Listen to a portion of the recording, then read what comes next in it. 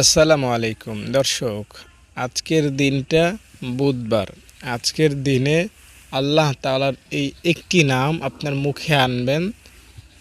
বৃহস্পতিবার আসার আগে আপনার গুনাহ মাফ হবে, এটা আমি দায়িত্ব নিয়ে বলছি, ভরসার সহিত বলছি ইনশাআল্লাহ। আল্লাহ তাআলার এই নামটা এতটাই পাওয়ারফুল, আমি যে নিয়মকানুনগুলো বলে দেব সেই নিয়মকানুন অনুযায়ী যদি আপনি পড়তে পারেন, আপনি ওই দিনের মতো হতে পারবেন যেদিন আপনি জন্ম নিয়েছিলেন, অথবা যে হাজির হজ কবুল হয়েছে সে যেমন নিষ্পাপ হয়ে দেশে ফিরে আসে, ওই হাজির মতো নিষ্পাপ হতে পারবেন আপনি আজকের এই দিনটাতে, বৃহস্পতিবার আসার আগে ইনশাআল্লাহ।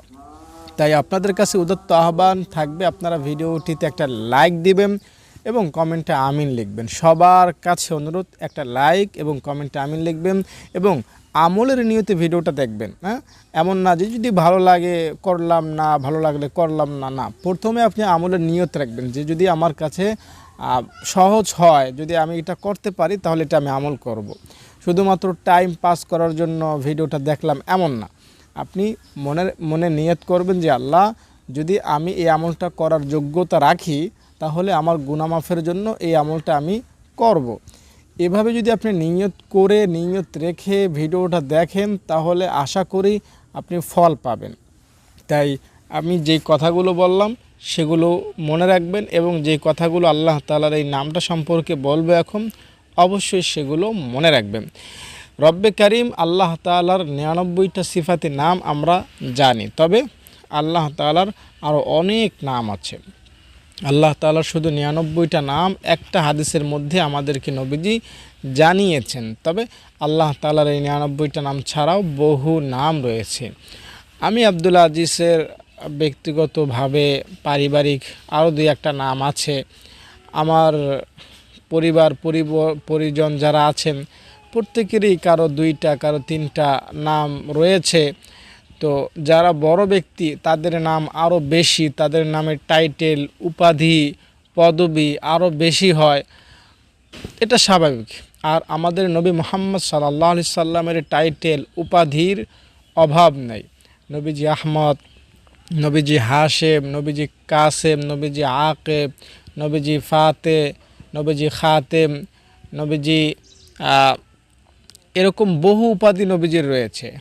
মাক্কি, মাদানী, আরবি, হাশিমি, কুরাইশি, উম্মি, এগুলো নবীজির এক একটা উপাধির নাম। তো রব্বে কারিম মহান আল্লাহ তাআলারও এরকম কিছু গুণবাচক নাম আছে। আল্লাহ তাআলার সব নাম কিন্তু আমরা জানি না, কিছু কিছু নাম আমাদের থেকে লুকিয়ে রাখা হয়েছে।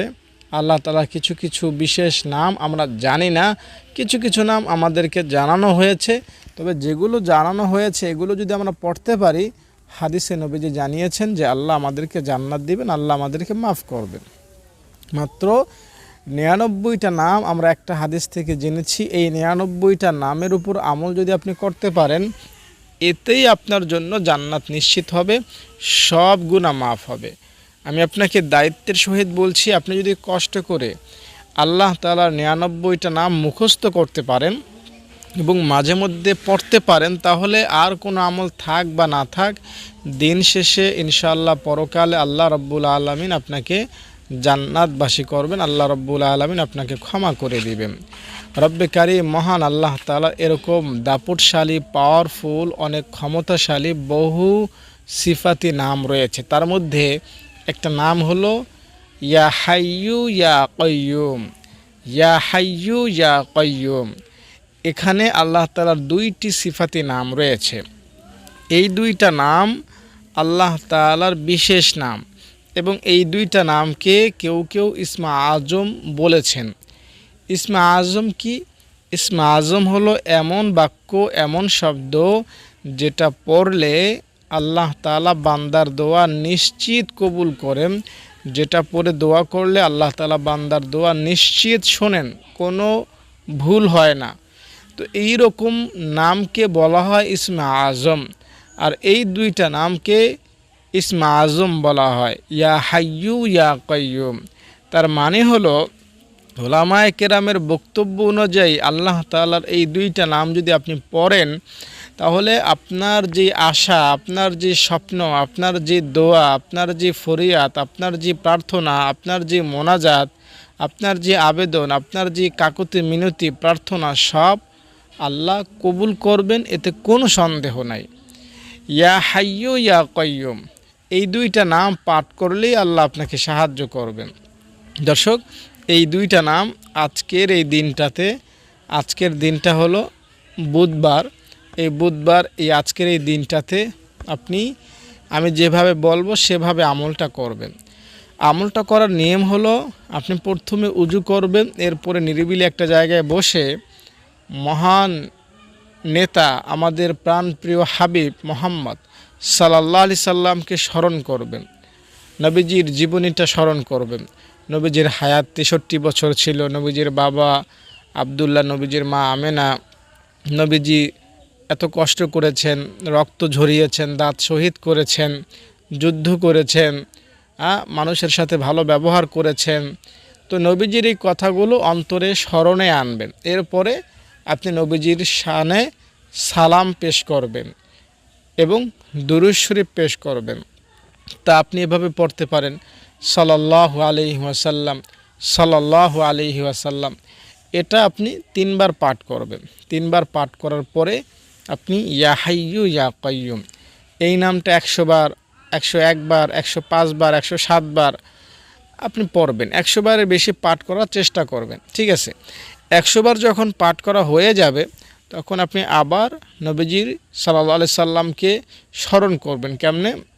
নবীজি দুনিয়াতে এসেছিলেন, নবীজির কবর মোবারক দুনিয়াতে আছে, নবীজি সাল্লাল্লাহু আলাইহি সাল্লাম না খেয়ে দিন প্রচার করেছেন, কাফেররা নবীজিকে তায়েফের ময়দানে রক্তাক্ত করেছে, নবীজিকে জেলখানায় আবদ্ধ করে রাখা হয়েছিল, নবীজির প্রিয়জনদেরকে হত্যা করা হয়েছে নির্মমভাবে। তো এই কথাগুলো স্মরণ করবেন আবার। এরপরে নবীজির শানে দুরূদ শরীফ পাঠ করবেন, 3 বার সাল্লাল্লাহু আলাইহি সাল্লাম বা অন্য যে কোনো দুরূদ পড়বেন। তো আপনি নবীজির জীবনটা স্মরণ করে নবীজির শানে যদি দুরূদ পড়েন, তাহলে এই দুরূদের মধ্যে আলাদা একটা জজবা, জোশ কাজ করবে, যেটা অন্যান্য দুরূদের মধ্যে কাজ করবে না। মানে এই দুরূদটা আল্লাহ তাআলার কাছে বেশি গ্রহণযোগ্যতা পাবে। আর মনে রাখবেন, আল্লাহ তাআলার কাছে যার দুরূদ বেশি গ্রহণযোগ্যতা পায়, তার দোয়া কবুল হওয়ার মধ্যে কোনো বাধা থাকে না।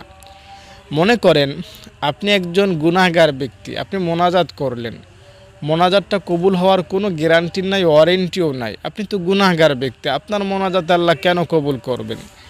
কিন্তু আপনি গুনাহগার হওয়া সত্ত্বেও যদি আপনি আগে দুরূদ পড়েন, এরপরে মোনাজাত করেন, এরপরে আবার দুরূদ পড়েন, তাহলে কিন্তু আপনার এই মোনাজাতটা আল্লাহ তাআলার কাছে কবুল হবে নিঃসন্দেহে। কারণ আপনার মোনাজাতটা তখন আর আপনার মোনাজাত থাকে না, এটা হয়ে যায় নবীর জন্য দুরূদ শরীফের আমল। যেহেতু শুরুতে দুরূদ, শেষেও দুরূদ, তাই এই দোনো দুরূদকে আল্লাহ তাআলা কবুল করেন। আর ওলামায়ে কেরাম বলেন যে আল্লাহ তাআলা এমন না যে 2টা দুরূদ 2 জায়গা থেকে কবুল করবেন আর মাঝখানে আপনার মোনাজাতটা আল্লাহ ফেলে দিবেন। এটা আল্লাহ তাআলার শানে যায় না। আল্লাহ কি করবেন? আপনার আগে পরের দোনো দুরূদ কবুল করবেন এবং আপনার মোনাজাতটাকেও কবুল করবেন। এই কারণেই আমি আপনাদেরকে সহজে বলছি, ইয়া হাইয়্যু ইয়া কাইয়্যুম এই 2টা নাম আপনারা পাঠ করবেন এবং এই 2টা নাম পাঠ করবেন নবীজির জীবনী স্মরণ করে, দুরূদ শরীফ 3 বার পাঠ করে। এবং যখন 101 বার, 103 বার, 107 বার, 5 বার বা 100 বার আল্লাহ তাআলার এই 2টা নাম পাঠ করবেন, তখন আবার নবীজিকে স্মরণ করে 3 বার দুরূদ শরীফ পাঠ করবেন। এভাবে যদি আপনি আমলটা করতে পারেন আজকের এই বুধবার দিনটার মধ্যে, ইনশাআল্লাহ আমি আপনাকে ভরসা দিচ্ছি আল্লাহ তাআলা আপনার মনের আশা পূরণ করবেন, আপনার গুনাহ মাফ করবেন, আপনার সগীরা গুনাহ, জানা গুনাহ, অজানা গুনাহ সব গুনাহ মাফ করবেন। যেই গুনাহ আপনি চোখ দ্বারা করেছেন, কানে করেছেন, যেই গুনাহ আপনি হাত দ্বারা করেছেন, যেই গুনাহ আপনি অন্তরে খারাপ চিন্তা ভাবনা আসার কারণে করেছেন, পায়ে যে সকল গুনাহ করেছেন, সব গুনাহ আল্লাহ তাআলা মাফ করবেন। এমনকি যত নামাজ আপনি ছেড়েছেন, নামাজে ভুল করেছেন, ফাহেশা কাজ করেছেন, অশ্লীলতা করেছেন, জিনা ব্যভিচার করেছেন, সুদ খাওয়া, মিথ্যা বলা, হিংসা অহংকার করা, মানুষ যে সকল বড় বড় গুনাহ করে থাকে সে সকল বড় বড় গুনাহ ইনশাআল্লাহ মাফ হবে যদি আপনি এই নামটা আল্লাহ তাআলার এই বিশেষ নামগুলো দুইটা বিশেষভাবে আমি যেভাবে বললাম সেভাবে আমল করতে পারেন। অবশ্যই আমলটা করবেন ভক্তি নিয়ে, শ্রদ্ধা নিয়ে, এবং অবশ্যই এই আজকের এই বুধবার দিনটা আপনার একদম শেষ দিন হিসাবে মনে করবেন যে আমি আর আগামীকাল দুনিয়াতে হয়তো বাঁচব না, এটাই আমার শেষ দিন, এটাই আমার শেষ তাওবা, এটাই আমার শেষ মোনাজাত, এটাই হলো আমার শেষ ক্ষমা প্রার্থনা আল্লাহ তাআলার দরবারে। তো এইটা মনে করে আপনি আমলটা করবেন, দেখবেন তাহলে খুব খুব খুব খুব তাড়াতাড়ি আল্লাহ আপনাকে ক্ষমা করেছেন এবং আল্লাহ আপনার প্রতি এত খুশি হয়েছেন যে মরার পরে বুঝবেন যে আল্লাহ তাআলা কত বড় জান্নাতটা আপনার জন্য নির্ধারণ করে রেখেছিলেন। তাই ভাই বোন, বন্ধু, দর্শক শ্রোতা, পরকালে আল্লাহ তাআলাকে খুশি করে জান্নাত পাওয়াটা অনেক সহজ হবে যদি আপনি আমলটা করতে পারেন। তাই আল্লাহ তাআলাকে খুশি করি, আসুন আল্লাহ তাআলার নাম পাঠ করার মাধ্যমে। দেখুন আল্লাহ তাআলা পবিত্র কোরআনে বলেছেন যে বান্দা আমার কিছু নাম আছে সেগুলো ধরে যদি আমাকে ডাকো আমি আল্লাহ কিন্তু খুশি হয়ে যাই, আমি আল্লাহ তোমাদেরকে তাহলে সাড়া দিব, তোমাদেরকে সাহায্য করব। তাই আমাদের উচিত হলো আল্লাহ তাআলার নাম ধরে ডাকা এবং আল্লাহ তাআলার নামে জিকির করা।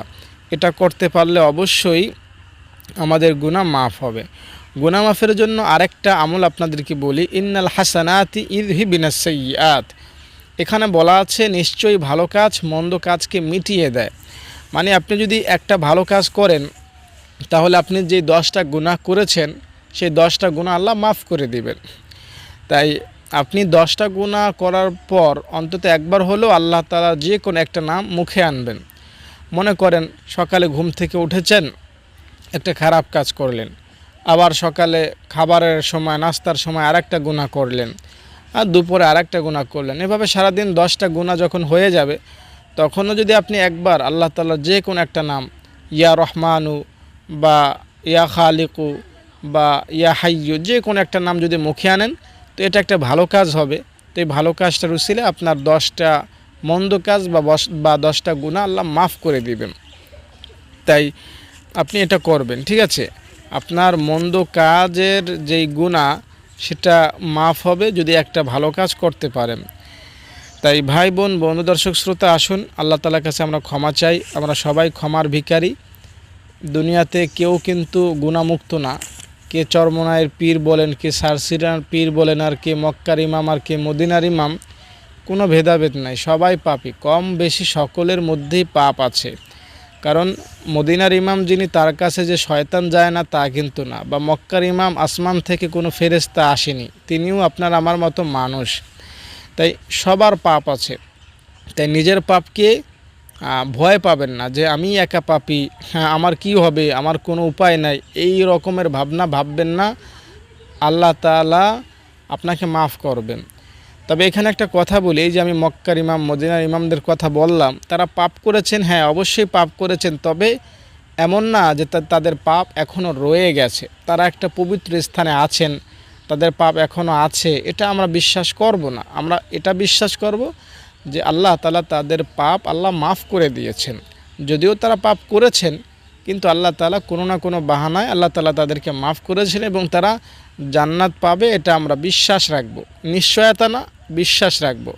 তবে এটা নিশ্চিত যে মানুষ হিসাবে সবাই গুনাহ করে।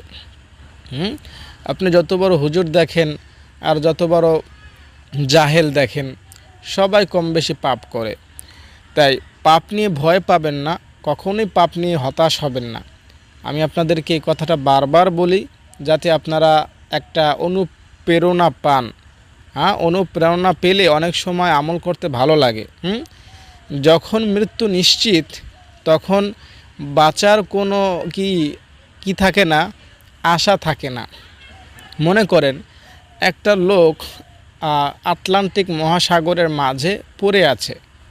তো এই লোকটা জানে আমি আটলান্টিক মহাসাগরের মধ্যে আছি, আমাকে প্রশাসন বা সরকার বা শত্রুদল আটলান্টিক মহাসাগরের মধ্যে ফেলে দিয়েছে আমাকে মারার জন্য। তো এই লোকটা মোটেও কিন্তু বাঁচার চেষ্টা করবে না, এদিকেও সাঁতরাবে না ওদিকেও সাঁতরাবে না। যতক্ষণ বেঁচে থাকবে ততক্ষণ হয়তো নিজের ধর্মের গুণগান গাইবে। মুসলমান হলে লা ইলাহা লা ইলাহা ইল্লাল্লাহ লা ইলাহা ইল্লাল্লাহ করতে করতে পানি খেতে খেতে মারা যাবে, বাঁচার কোনো সে চেষ্টাও করবে না, ঠিক না? কিন্তু এই সেম লোকটাকে যদি আপনি ওই সদরঘাটের একটা নদী যেটা ছোট সাইজের হয়, এটাকে কি বলে, বুড়িগঙ্গা নদী, বুড়িগঙ্গা নদীর মাঝখানে ফেলে দেন, সে যদি সাঁতার নাও জানে তবুও সে একটু হলেও চেষ্টা করবে যে এত নদী, এত লঞ্চ, এখানে এত মানুষ, আমি একটু হাতটা জাগাই, আমি একটু কোনো মতে সাঁতরাই, দেখি পারে যেতে পারি কি না, চেষ্টা কিন্তু করবে, ঠিক না? তো আমাদের মূলত যদি বাঁচার আশা থাকে, যদি বাঁচার রাস্তা দেখি, তাহলে কিন্তু আমরা চেষ্টা করব, হ্যাঁ। আর যদি বাঁচার কোনো উপায় না থাকে, আমরা কিন্তু চেষ্টাটা করব না। তো আমি আপনাদেরকে বাঁচার উপায় আছে সেটা জানাচ্ছি, এখন চেষ্টা করার দায়িত্ব আপনাদের। আমি কিন্তু খুব সুন্দর একটা কথা আশা করি আপনাদেরকে শোনাইতে পারলাম উদাহরণ দেওয়ার মাধ্যমে। তো কার কথা কোন সময় কার মনে লাগবে সেটা আল্লাহ জানেন, তবে আমি বিশ্বাস করব কথাটি আপনার কাছে ভালো লেগেছে এবং কথাটা মনে রাখবেন অনেক দিন এবং আমলে আনবেন। আবারও বলছি, পৃথিবীর সব মানুষ পাপী, আপনি একা পাপী না। নবী রাসূল ছাড়া সব মানুষ পাপী, কেউ নাই যে পাপ করে না। এটা আল্লাহ তাআলা আমাদেরকে জানানোর জন্য আমাদের আদি পিতার একটা উপমা আল্লাহ তাআলা আমাদের কীভাবে দিচ্ছেন, যে দেখো মানুষ আদম, তাকে আমি জান্নাতে রেখেছিলাম, তার কোনো কিছুর অভাব ছিল না, তবুও সে জান্নাতে আমার একটা হুকুম অমান্য করেছে, আল্লাহ তাআলা তাকে জান্নাত থেকে বের করে দিলেন। এটাকে গুনাহ বলা আমাদের জন্য উচিত হবে না, তবে তিনি আল্লাহ তাআলার একটা হুকুম অমান্য করেছেন। তো তিনি আমাদের আদি পিতা, একজন নবী মানুষ, তিনি যদি আল্লাহ তাআলার হুকুম অমান্য করেন, তো আমরা তো সাধারণ মানুষ, আমরা তো পদে পদে আল্লাহ তাআলার হুকুম অমান্য করব, এটা স্বাভাবিক। তাই ভয় পাবেন না, হতাশ হবেন না, আপনার সামনে রাস্তা আছে। মনে রাখবেন, আল্লাহ তাআলার রাস্তা এটা বিশাল রাস্তা।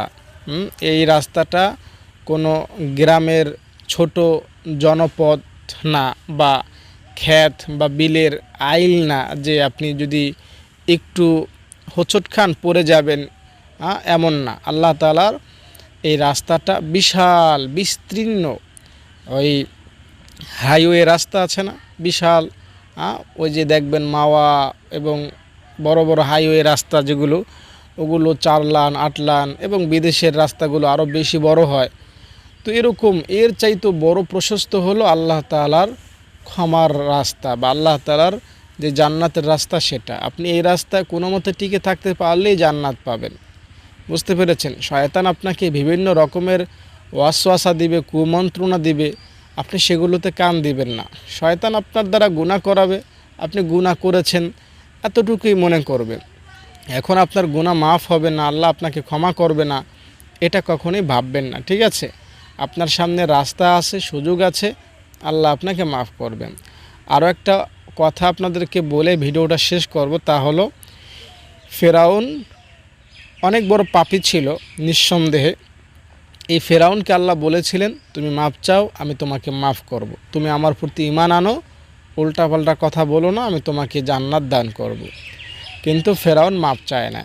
দেখুন, ফেরাউনের পাপ আমাদের 14 গোষ্ঠীর পাপের চাইতে বেশি হবে, এটা অনেকটাই শিওর দিয়ে বলা যায়। আমরা মুসলমান আর কয়টা গুনাহ করি?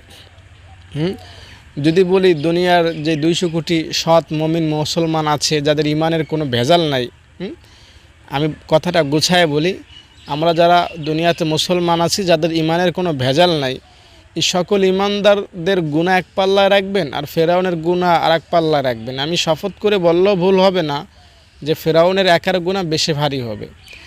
এত বড় একটা পাপীকে যদি আল্লাহ তাআলা এত সস্তায় ক্ষমার অফার দিতে পারে, তোমার কিচ্ছু করতে হবে না, তুমি শুধু বলে দাও যে আমি মুসা নবীর আল্লাহর উপর ঈমান আনলাম, মুসা নবীকে নবী হিসাবে মেনে নিলাম, এই 2টা কথা বলবা, আমি তোমাকে মাফ করে দিব। অথচ তার পাপ দেখছেন কত বড়। এত বড় পাপীকে যদি এই শর্টকাটভাবে আল্লাহ তাআলা ক্ষমা করার অফার দেন, তো আল্লাহ তাআলা আপনাকে আমাকে কত সহজ অফার দিয়ে রেখেছেন, একটু ভেবে দেখতে পারেন। আপনি ভাবলে অবাক হবেন। আপনি ভাবলে এগুলো মানে আনন্দে আত্মহারা হয়ে মারাও যেতে পারেন। আপনি যদি এগুলো নিয়ে ভাবেন, আপনি আনন্দে আত্মহারা হয়ে অনেকটা সময় হয়তো আপনি হার্ট ফেল করবেন যে আল্লাহ তাআলা ক্ষমা কি এত সহজ করেছেন আসলেই। হ্যাঁ দর্শক, ক্ষমা এতটাই সহজ, এতটাই সহজ। আপনার সামনে নাকে শ্বাস নেওয়ার জন্য সবসময় বাতাস থাকে। আপনি শীতকালে কম্বলের নিচে থাকেন, আর কি বলে বিদেশে থাকেন, গ্রামে থাকেন, গরমে বা শীতে যে সিজনেই থাকেন, আপনার অক্সিজেন নিতে, বাতাস নিতে এবং অক্সিজেন ছাড়তে কখনোই কষ্ট হয় না, ঠিক না? তো এটা যেমন সহজ, আপনার গুনাহ মাফ করানো এর চাইতেও বেশি সহজ। এটা আপনাকে মানতে হবে। এই মানাটা যখন আপনি মানবেন, তখনই আপনি উপলব্ধি করতে পারবেন যে আসলে আল্লাহ তাআলা আমাদেরকে কত বেশি ভালোবাসেন। বুঝতে পেরেছেন? আমাদের জন্য এই নিঃশ্বাসটা অনেক বেশি প্রয়োজন, এ কারণে এটা অনেক সস্তা করেছেন, কোনো দিন কিনতে হয় না। এর চাইতে বেশি প্রয়োজন হলো নিজের গুনাহ মাফ করানো, এই কারণে আল্লাহ তাআলা নিজের গুনাহ মাফ করানো আরও সস্তা করেছেন। তাই ভাই বোন, বন্ধু, দর্শক, শ্রোতা যারা আমার কথাগুলো শুনলেন, প্রত্যেকের কাছে আবেদন, অনুরোধ থাকলো, আপনারা আল্লাহ তাআলার এই নাম পাঠ করুন। যেভাবে বললাম, ইনশাআল্লাহ আল্লাহ আপনাদের মাফ করবেন, পরকালের জীবনটা সুখের করবেন। দর্শক, পরিশেষে আমার মাদ্রাসার কথা আপনাদেরকে জানাতে চাই। আমার মাদ্রাসায় 70-80 জন ছাত্রী এখানে পড়েন নিয়মিত, এবং 32 জন ছাত্রী বোর্ডিংয়ে, তারা 3 বেলা খাবার খায়। তাদের সকালে আলু ভর্তা ডাল দেই, দুপুরে মাছ অথবা মাংস অথবা নিরামিষ এবং ডাল দেই, এবং রাত্রে আলু ভাজি অথবা বাজারে যেই সবজিটা সস্তায় পাওয়া যায় সেটা দেওয়ার চেষ্টা করি, এবং ডাল থাকে। তো এভাবে আমি ছাত্রীদেরকে 3 বেলা খাওয়াচ্ছি। তবুও প্রতি মাসে বাজারে 60 থেকে 80 হাজার টাকা খরচ হয়। কারেন্ট বিল এখন একটু কম হয়, 3,000, যখন গরম বেশি তখন 6,000 7,000 টাকাও হয়। এরপরে শিক্ষক শিক্ষিকা আমি মাদ্রাসায় 7 জন রেখেছি, তাদের বেতন প্রায় 40,000 টাকা। বাবুর্চি আছে একজন, তার বেতন 4,000 টাকা। তো এগুলো সম্পূর্ণ আপনারা দিতেছেন, আপনারা দিয়ে যাবেন সেই কামনা করি।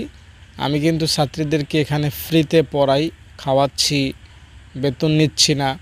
তো এগুলো আপনারা অনুদান দিতেছেন বলেই আমি পারতেছি। তো আপনাদের কাছে একটা দাবি থাকবে, সেটা হলো আপনারা ভুলে যাবেন না এই প্রতিষ্ঠানটিকে। যদি আপনারা দান করা বন্ধ করেন, তাহলে এই প্রতিষ্ঠানের নামে কোনো জমিও নাই, কোনো বিজনেসও নাই যে ওইখান থেকে টাকা আসবে মাদ্রাসাটা চলবে। যদি আপনারা মুখ ফিরিয়ে নেন, তাহলে মাদ্রাসাটা বন্ধ হয়ে যাবে। তাই আপনারা দান করে মাদ্রাসায় লক্ষ লক্ষ টাকার কাজ করাইছেন, প্রচার করে এই 70-80 জন ছাত্রী একটা গ্রাম অঞ্চলের মাদ্রাসায় জমা করাইছেন। তো এখন মাদ্রাসাটা বন্ধ হয়ে গেলে এটা কখনোই খারাপ ভালো হিসাবে দেখা না। এটা অবশ্যই আমাকে আল্লাহ তাআলার কাছে জবাব দিতে হবে, কেন মাতবাড়ি করে মাদ্রাসাটা করতেই গেলা, বন্ধই করলা কেন? আর এজন্য আপনাদের কাছে আমি সবসময় হাতে পায়ে ধরে অনুরোধ করি, যেহেতু মাদ্রাসাটা শুরু করে দিয়েছি, 4 বছর চলতেছে, এখানে অনেক মেয়ে হাফেজ হচ্ছে, অনেকেই কোরআন পড়তেছে। তাই আপনাদের কাছে অনেক বেশি রিকোয়েস্ট থাকবে, আপনারা দেখবেন, জানবেন, শুনবেন, ফোন করবেন, কাছাকাছি যারা আছেন দেখে যাবেন। এরপর যদি মনে হয় যে না এখানে দান করা যায়, ফের দান করবেন।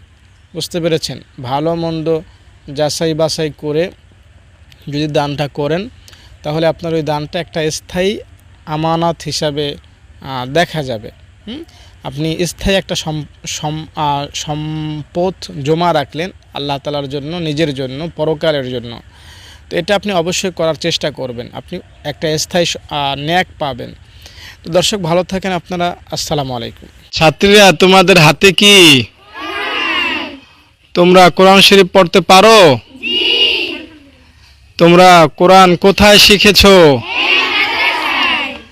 এই মাদ্রাসায় পড়তে কোনো টাকা দিতে হয়?